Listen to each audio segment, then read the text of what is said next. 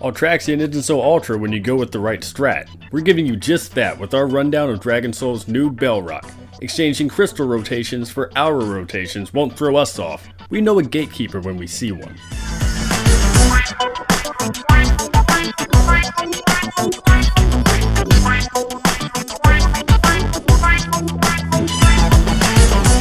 The heroic version of Ultraxion is identical to the normal version. The fight skyrockets the DPS check in an attempt to burn out your raid, but save for some number tweaks, the mechanics remain the same. On heroic mode, Ultraxion has around 276 million HP and spawns no adds. You'll want to bring 2 tanks, the fewest number of healers you can get by with, and the highest DPS you can find. For our first kill, we used 3 healers, though with more gear and higher DPS, the fight should easily be doable with up to 6.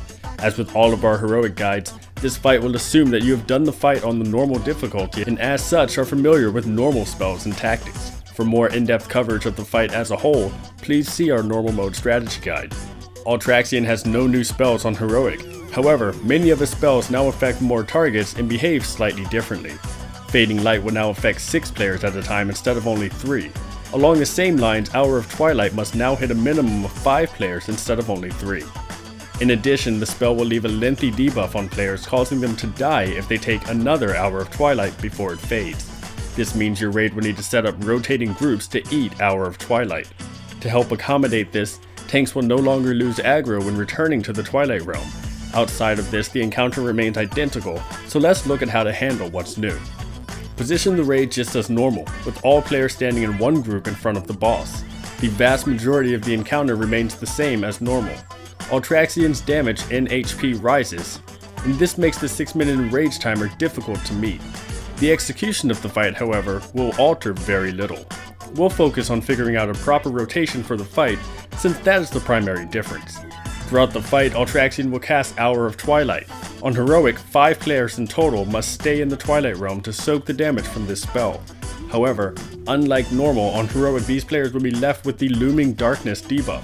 This long duration debuff causes the player to die upon taking another Hour of Twilight. Because of this, your raid will need to designate groups of soakers to rotate throughout the fight.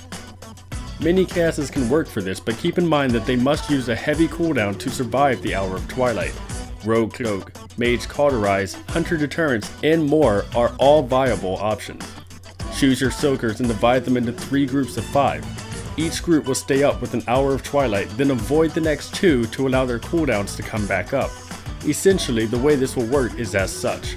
Hour 1, Group A. Hour 2, Group B. Hour 3, Group C. Hour 4, Group A again.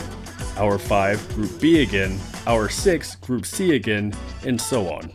Because tanks do not lose aggro on heroic, they can choose to be part of the soak group or not. Simply have a tank grab the boss again upon returning to the Twilight Realm. Make sure that soakers are topped off before taking Hour of Twilight. If your raid has a discipline freeze, try shielding the players before leaving the Twilight Realm.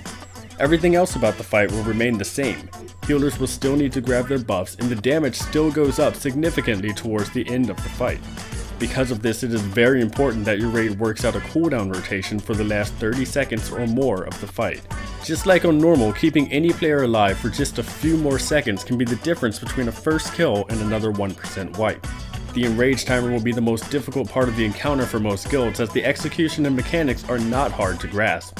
Make sure all players are doing as much damage as they can in order to make attempts as good as possible. If your raid is close but can't quite squeeze out enough DPS, try taking a break to have players go optimize their gear. Redoing gems, enchants, or gear to add just a little more DPS could give your raid the edge it needs. If you found this guide helpful or informative, remember to bookmark us at LearntoRaid.com, subscribe to us on YouTube, and follow us on Twitch TV and Twitter. As always, we hope this guide was helpful, and we'll see you at the next boss. I wasn't feeling so good. I just didn't feel like playing anymore. So I went home, and I got all comfy and cozy and all scrunched up in front of my phonograph. And I sat there and I closed my eyes and listened to all the sweet